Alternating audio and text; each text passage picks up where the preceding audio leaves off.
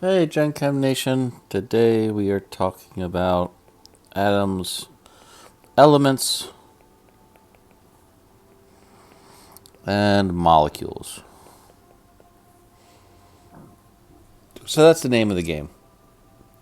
First, however, I'd like to give a historical perspective. Right, in the beginning, we basically had, we're looking at old cultures.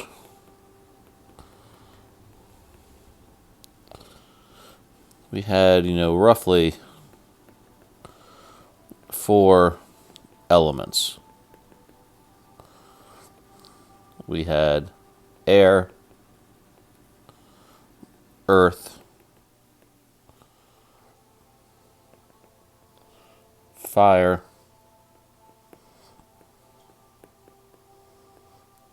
and water. So those are our kind of four elements that we actually begin with. Some other cultures, some had additional elements, such as the void was one.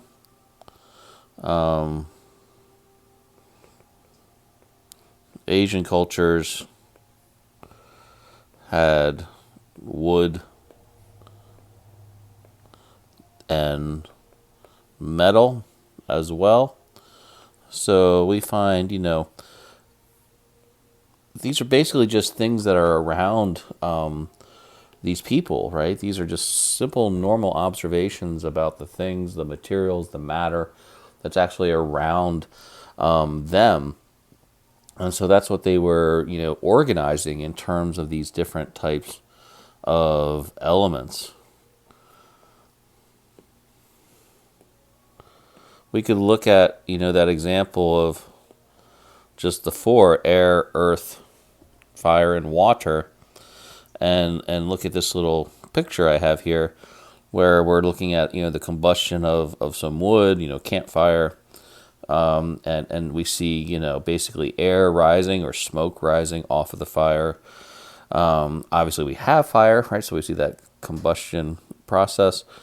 If you listen to the fire, right, you can hear usually hissing, and if you're observant visually, you sometimes can see, water kind of boiling out of the logs. So there's the water component. And then as everything, goes to the end of the combustion process, you end up with charcoal or ash or basically earth. So again, just looking at what was around them and taking that into account as these differences that they find, but yet they can find these properties in everything that's around them.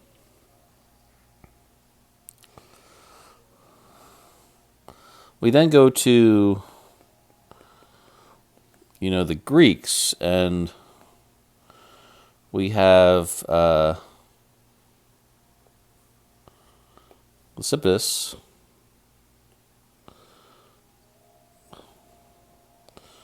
here. Lysippus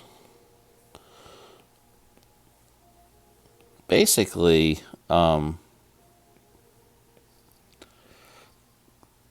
came up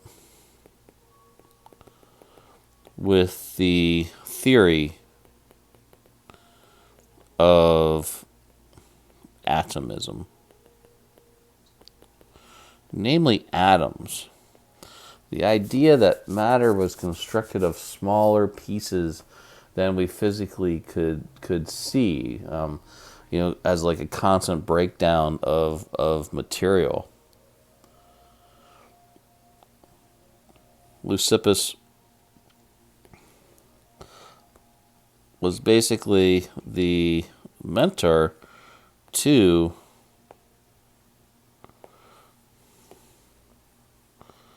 Democritus. We see here.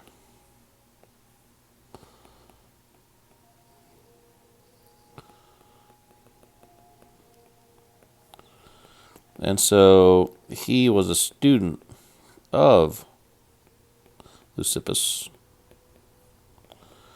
and is also given a lot of credit for this idea of atoms. As far as this time frame here, we're looking at 460 maybe to roughly 370 BCE, so very long time ago. And Leucippus was a mentor of Democritus. So that's kind of the beginning, I guess you will, if you will, because we're talking now about atoms, right? We have this philosophical idea about atoms, right? And so that's the notion with the Greeks. We can now head into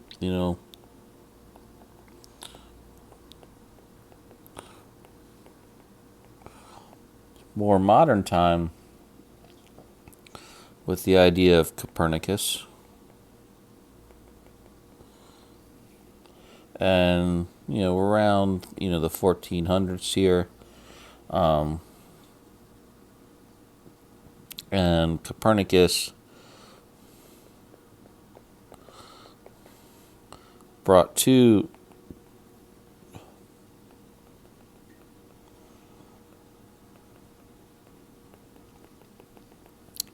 the science community that the sun is stationary,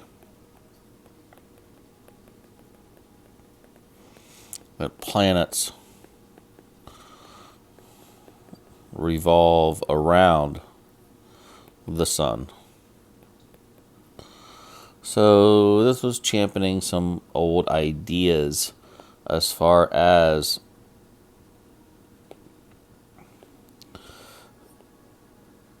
Earth used to be the center of the universe and everything revolved around Earth. Well, Copernicus is saying no, it's not actually true, given the observation that they are now having. Now realize that, we went from observation of, old cultures and Greeks to now something more modern, right? So everything's stemming off of this idea of observations, but now getting more intricate into the notion of planets and how they actually move or work, right? That type of scientific observation. So that's where Copernicus comes in. We then have Francis Bacon, and right now is where we see like a huge blossoming of ideology, right? This scientific expansion occurs to a great extent within the 1600s, late 1500s and going forward. Bacon basically brought to the table the idea of the scientific method.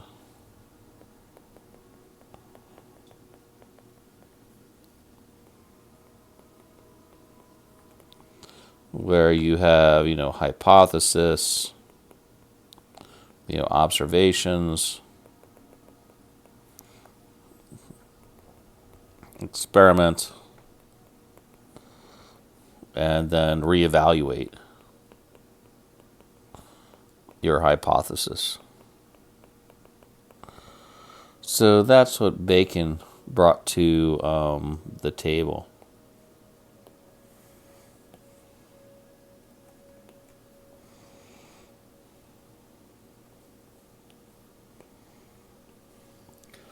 We then go to, a bunch of these guys are right around the same era of the 1600s. Kepler brought into the notion of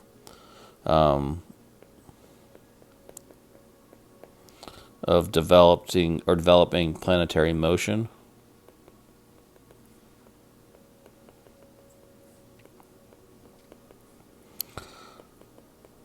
in the sense that it's not just circular.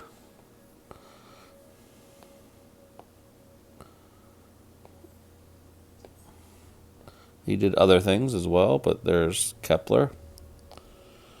We have a name that we probably all have heard of, which is Galileo.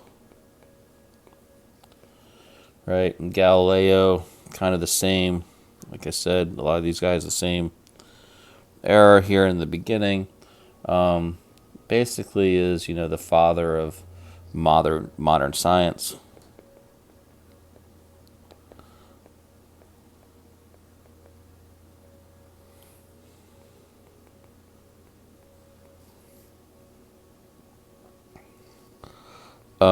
And he championed the idea that the sun is not motionless, or that the sun is not stationary. And that went along with, basically, disproving Copernicus.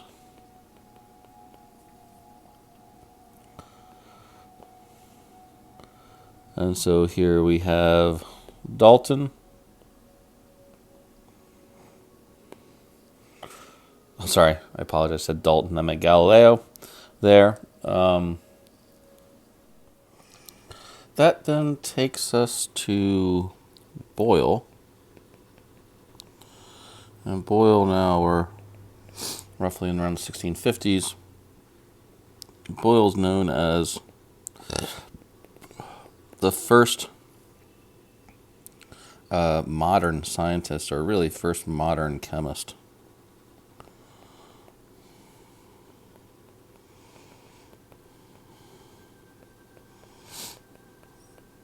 And he basically developed the relationship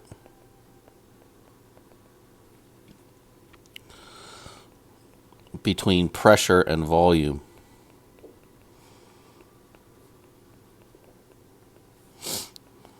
Of gases. Also here we have Boyle.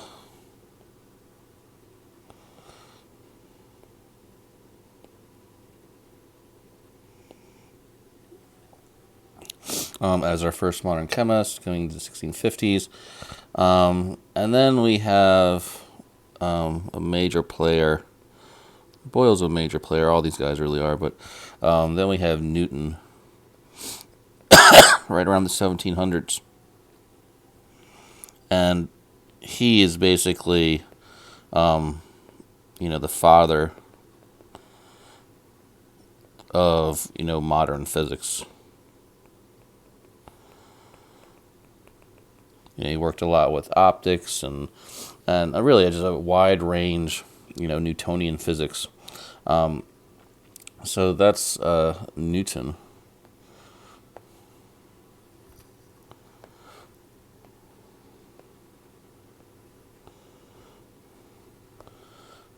And then from Newton, we then get into John Dalton. Dalton's right around the 1800s. And he basically, coins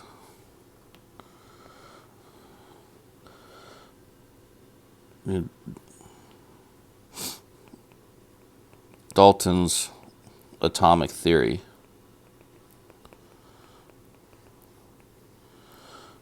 Which is really a combination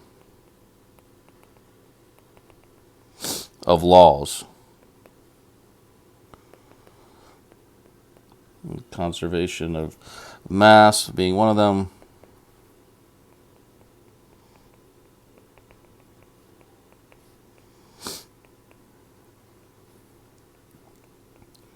Law of definite proportions.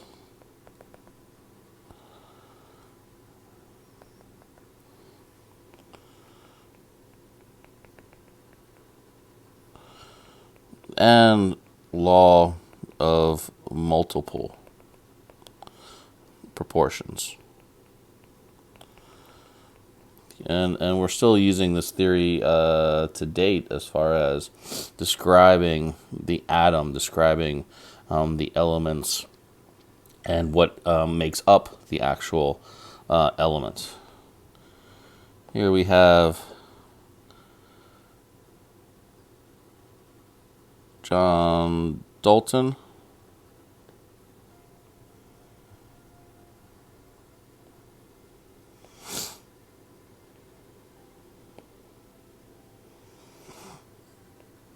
And like I say, we still use his atomic theory to date. Let's talk about John Dalton's atomic theory to a little bit more of an extent now.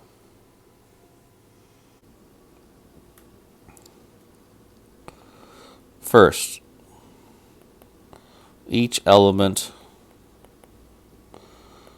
is comprised of tiny, indestructible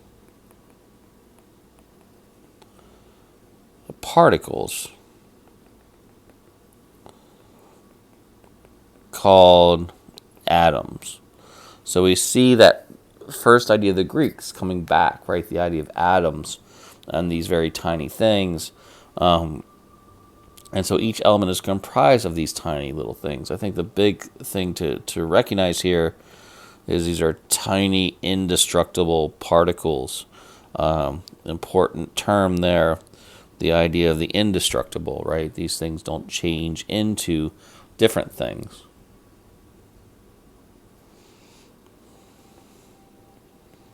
Second part is all elements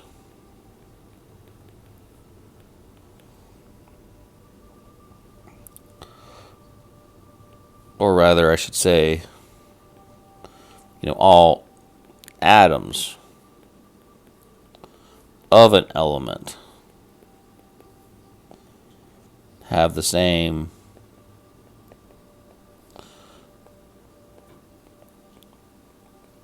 mass as well as properties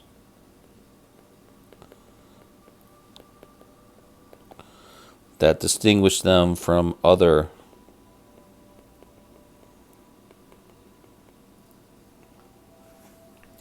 elements.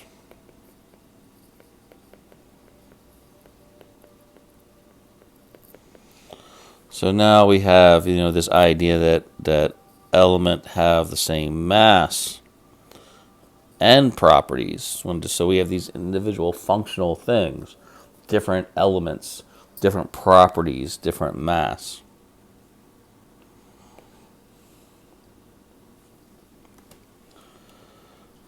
The third piece would be then looking at the fact that, atoms combine in simple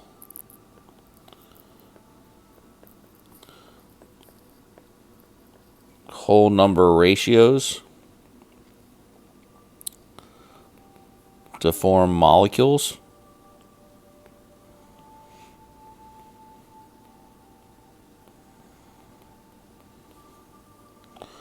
And so there's our, idea of simple whole number ratios and the idea of molecules as far as putting now, structures together, if you will. And then the fourth piece would be that atoms of an element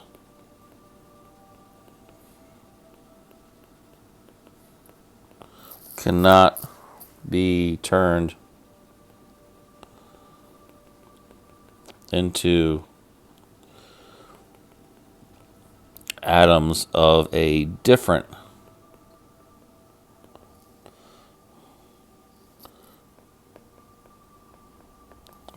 element in a chemical reaction.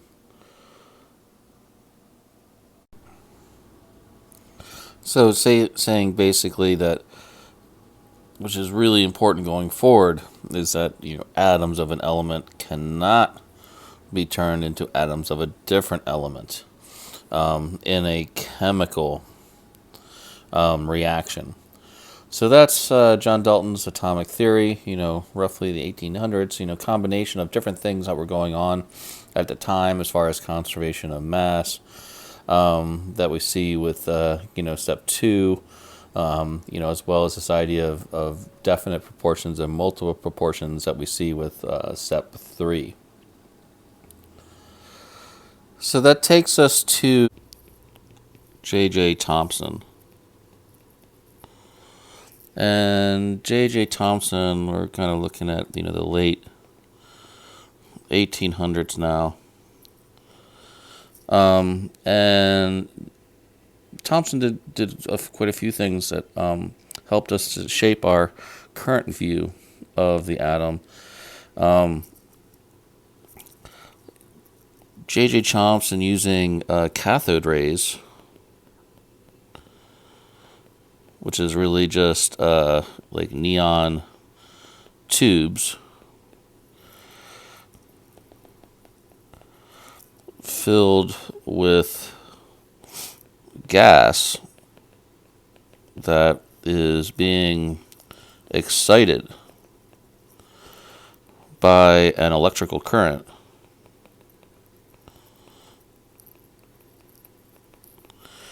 He discovered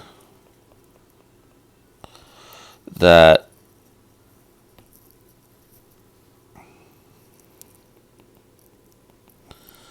atoms contain both negative and positive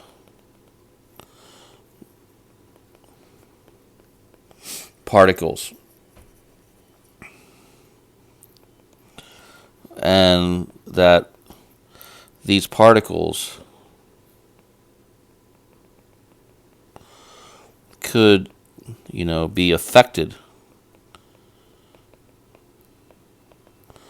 by a magnet.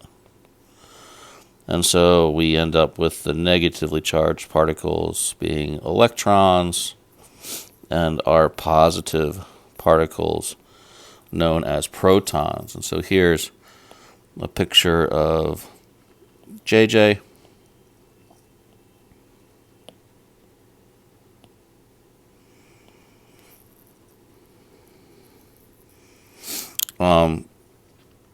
And so let's look at the experiment that he set up to discover these now particles that are actually making up the atom.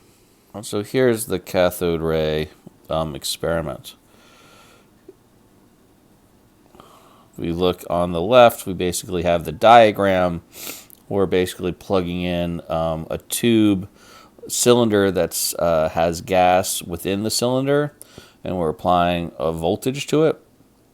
And so we're causing excitation of the gaseous atoms. And so that's what's causing the actual light that we actually see.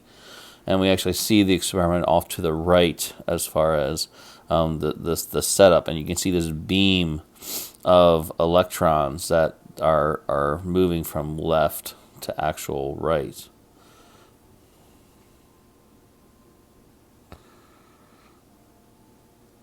You can actually then go one step further and look at then how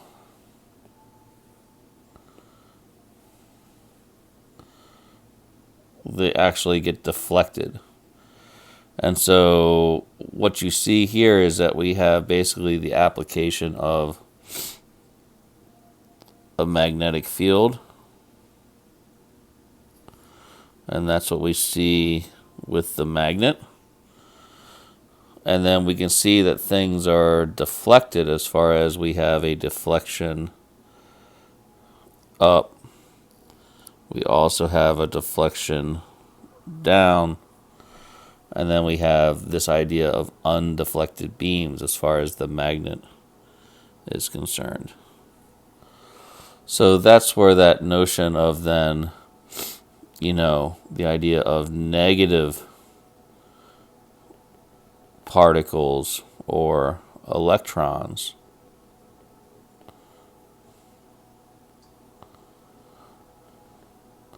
being basically repelled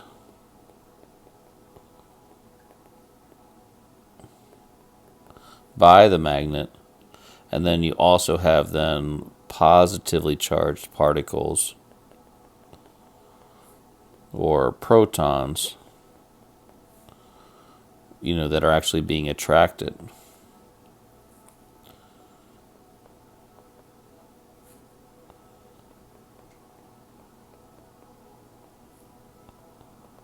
By that magnet. So that's what Thomson brought to the game, is this idea of, well, hey, these elements are actually made of smaller things, particles, right? These atoms are made of smaller things, particles, and some of them are negative and some of them are positive. And so that's where the,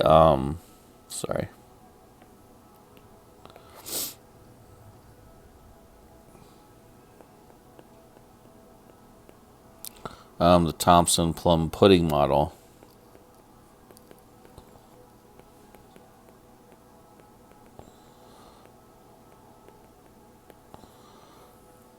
came to be.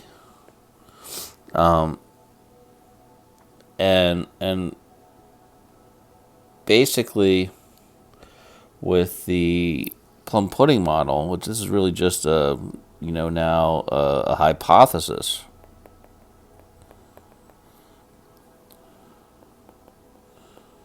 for what the atom, basically looks like. And so basically what he had said was that there is this nature of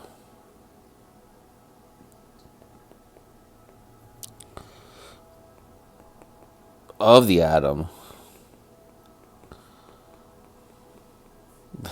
basically looks like plum pudding. Now you got to realize that Thomson is English, right? So we're talking about something that's over there. If you want to look at the American version of this, you might want to call it the blueberry muffin model. Kind of the same idea, that you have this area that's really just loose, gelatinous, I guess you could say. And then you have these, things or spheres that are harder within the makeup, meaning that you have plums within the pudding, or you have blueberries within the actual muffin. So that was what Thomson was really kind of talking about. So it was this idea that you had, here is our atom, and we're looking at the idea of having, basically these negative plums or blueberries, and then within that is this kind of mixture that is positive.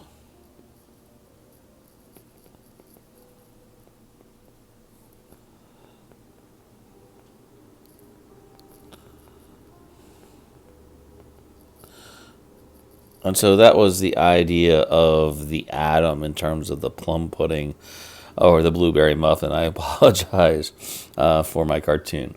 But that's what Thomson brought to the table, and it was actually, recognized for definitely a good amount of time. That was our representation of what the atom actually is. Next, we have Millikan. And Millikan is around the 1920s.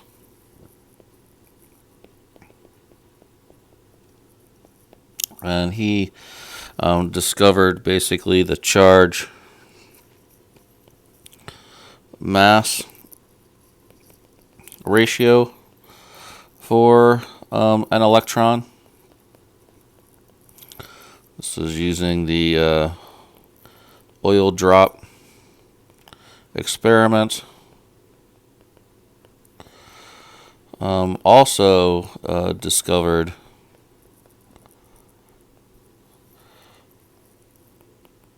the photoelectric effect.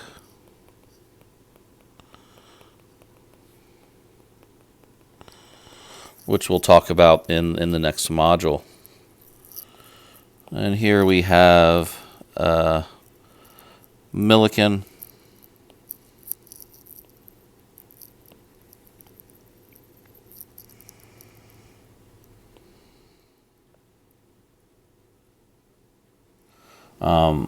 And then we get to Beccarello. Here we're in, now roughly the 1870s, who discovered uranic rays. We'll talk about Becquerel to more of an extent later.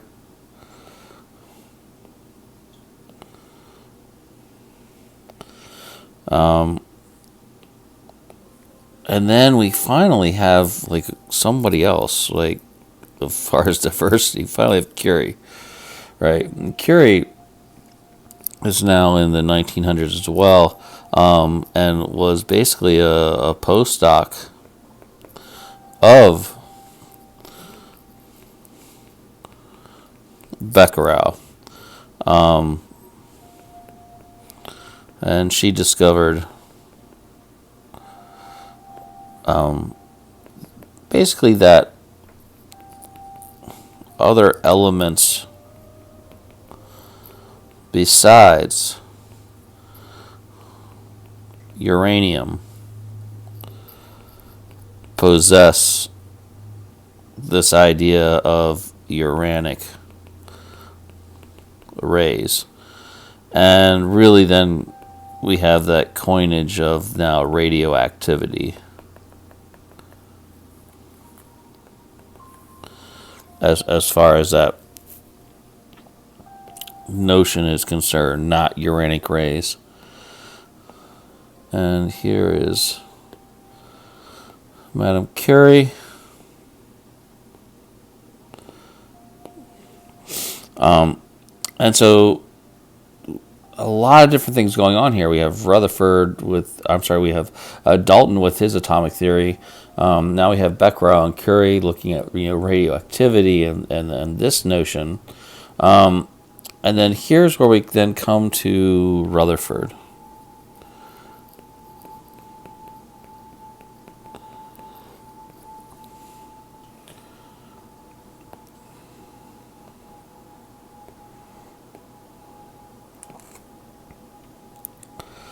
And so here's Rutherford.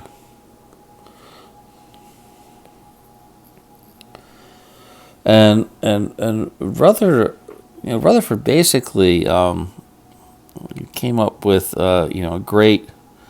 This is what I find really always just so surprising with the old stuff is that came up basically with the experiment.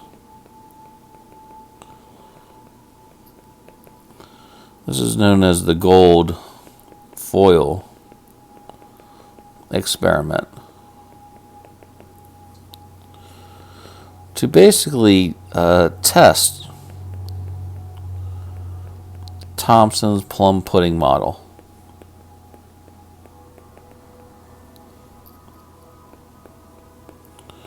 I think we got to remember that, that hypotheses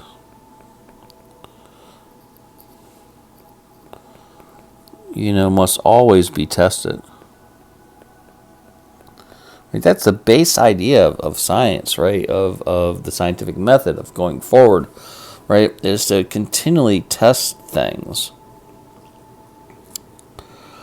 And so he came up with an experiment to test Thomson's Plum Pudding model, basically using the idea of radioactivity. So using what's come before you and the ability to now maybe set up a new type of experiment. And so let's look at that idea of the plum pudding model and what Rutherford was really trying to do.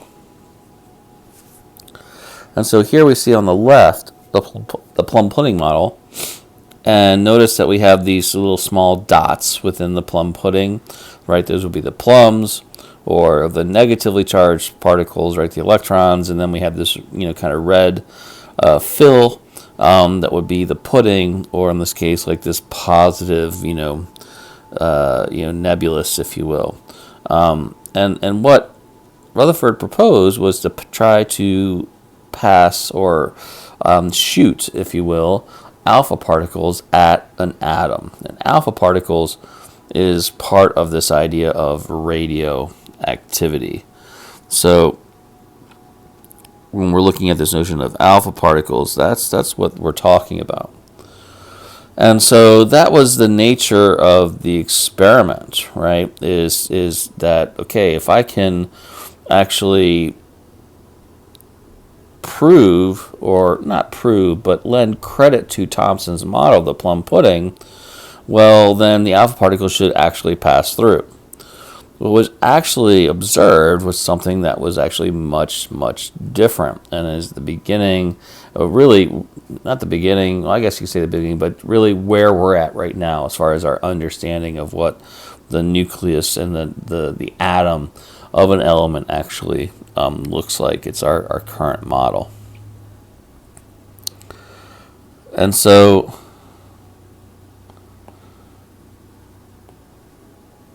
what Dalton did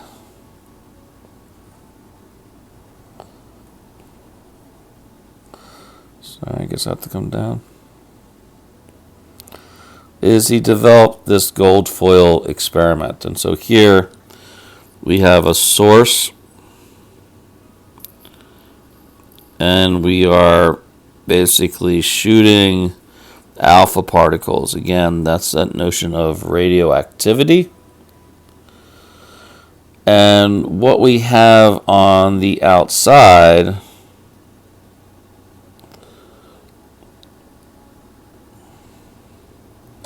is a detector, or basically a photographic plate. And so the particles, as they come through the gold foil in the middle, then strike the actual photographic plate and develop it. And so you start to develop a number of spots. And according to the plum pudding model, right, these should come directly through, like we're seeing here in blue. But we also saw then other things as well. We saw complete repulsion, as far as like almost like billiards, right? Like things, one ball hitting off the other ball and ricocheting in one direction or another. So that was Rutherford's development of, testing Thomson's hypothesis of the plum pudding by taking what Becquerel and Curry understood as far as, a source of alpha particles or radioactivity. He actually figured out this particular experiment to try to, either lend support to Thomson's hypothesis or not lend support. And so that brings us back up a little bit to see the actual result that, in fact, there has to be now a new development of what the nucleus or what the element actually looks like, because If it was plum pudding, well, then these alpha particles would have gone just directly through. But because we saw all this ricochet, we then developed now, or Rutherford develops this new idea that the nucleus is actually really, really small. Right? And so that's what we're looking at in the very, very, very middle of the diagram. Right? And that's where we have our protons and our neutrons. And then around that is an electron cloud, and that's what this kind of hazy gold feature actually is trying to describing. So that's his hypothesis now, right? The realization that, okay, well, some of those alpha particles did go right through, and that's because they were passing through the electron cloud. But some of the alpha particles actually got ricocheted and bounced off of something very hard and very dense. And so that's where the notion of now our nucleus being this very dense area of protons and neutrons actually comes into play.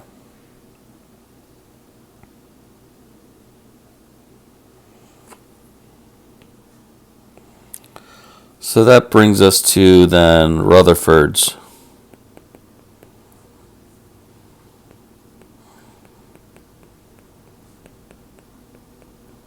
nuclear theory. And basically, just as a summation, there are regions of empty space, and there are regions of dense matter.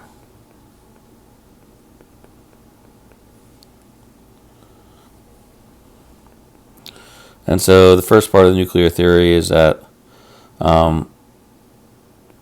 the positive charge and atom mass in the core or in the nucleus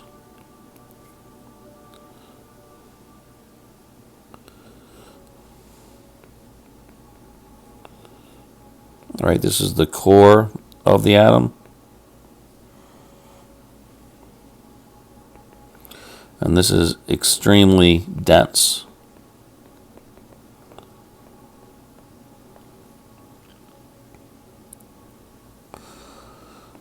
Two, there is a lot of empty space.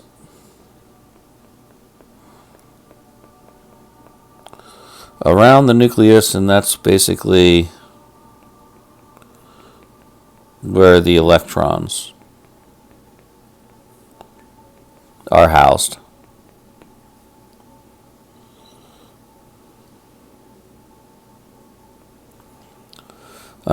There is the same number of positive and negative charges,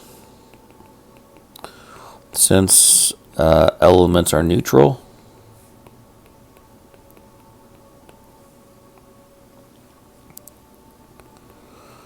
And lastly, the unaccounted mass of an atom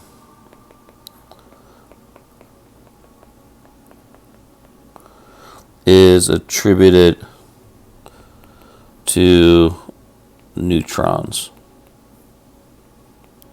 Neutrons have no charge. And that's Rutherford's nuclear theory. And so that is basically pretty much the historical perspective. I mean, we could go into more detail, but we won't.